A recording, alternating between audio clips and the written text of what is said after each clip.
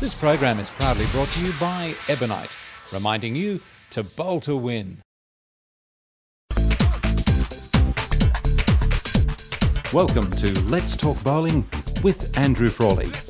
Today we're talking about bowling for strikes. Before we join the coach for today's session, let's review what we covered in our last program. By now you should be feeling quite confident about using the four-step approach. You'll recall the four-step approach has four parts: start position, push, swing and roll. To find your start position, start at the centre of the foul line, walk back 4 paces and then add a half step for the slide. When you turn, position your feet in line with the board that has the centre dot.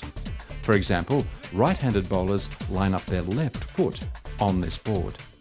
You hold the ball about waist high in both hands, slightly to the right with a little more weight on your left foot. Now you're ready for the push. Your right foot and arm move out together. As you walk forward, your arm extends and the ball swings down and back naturally. The arm and the foot come through together and the ball is released round about the ankle and rolls down the lane. Follow through at the foul line and stay nicely balanced. Do you remember any other tips the coach gave us about delivering the ball? Here's a couple to think about today. And we want to make sure our shoulders are square to the foul line. We're going to keep our shoulders square throughout the whole of the approach. Okay, and the next thing is we want to keep that ball, the hand underneath the ball, that's it. But when we're first starting off, we want to learn how to deliver the ball straight up the lane. So when we let go of the ball, we want to have the palm of the hand up towards the ceiling, and that's going to make sure when we finish up, we're going to have our thumb pointing towards the pins. And as we're delivering the ball, we want to keep the wrist as firm as we can through the ball so we don't flop our wrist out when we let go of it. Keep your wrist nice and firm through the shot. In training, we sometimes talk about the pins by numbers. In bowling, the 10 pins are numbered from front to back and from left to right. So, this is pin 1, often referred to as the head pin. Then we have 2 and 3, 4, 5 and 6, and then 7, 8, 9 and 10. All right, let's join the coach and talk about the best way to bowl a strike. All right, what is a strike pocket and what's the best way to strike? Well, I can tell you hitting very straight on the front pin is a big chance you're going to leave as what we call a split. That's pins on either side of the deck, very hard to get a spare out of. The best way to strike is to hit the right side of the head pin if you're a right-handed bowler or a left-handed bowler, just hit on the left side of the head pin. That's our best way to get the best mix, best chance of striking. So, if you're a right-handed bowler, your strike target or strike pocket is just to the right of the head pin, this 1-3 pocket. Left-handed bowlers are targeting the left side of the head pin or the 1-2 pocket.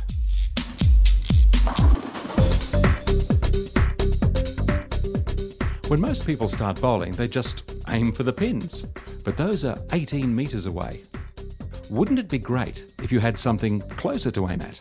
Well, you do. Every lane has a special built-in targeting device to help you knock over more pins. Just over 4 metres down your lane, you'll see a series of arrows, and these give you a closer aiming point, as the coach explains. The arrows line up with the dots that have been placed on the approach. So we have arrows at every 5 boards, and the middle arrow lines up with the middle dot, so we can use the middle arrow and the middle dot to work out where we want to stand. We've been talking about lining up on the middle dot to bowl the ball down the lane to try and get a strike. So what we would want to do is place the ball as we bowl it through the second and third arrow from the right. So we can think about the ball rolling past the second, third arrow, down the lane, and that should hit the strike pocket.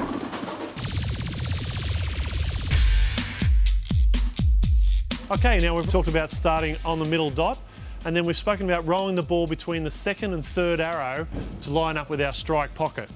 Now, what I'm going to show you is, if I stand on the middle dot at the foul line, the shoulder automatically lines up between the second and third arrow. We bowl the ball straight, we can bowl the ball straight up the lane, and hopefully hit the right side of the head pin. Let's see if it works. I'm standing on top of the middle arrow, And you can see then my shoulder automatically lines up between the second and third arrow. Take aim, and remember during your approach we're aiming at the arrows, not looking at the pins.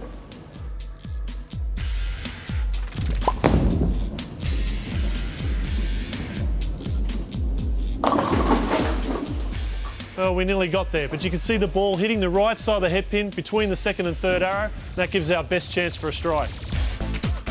Today, we want to practice aiming to roll between the second and third arrows to hit the right-hand side of the head pin. As you practice today, watch closely to see which arrow your ball travels over, and then watch where it hits.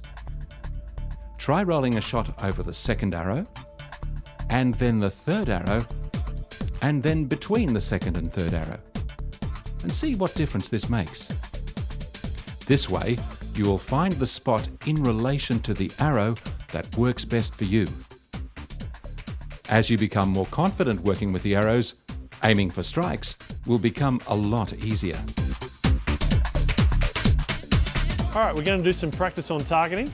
Ashley's lined up his left foot over the middle dot. He's got his eyes focused between the second and third arrow, and we're looking to hit the right side of the head pin. Let's see where Ashley rolls this shot.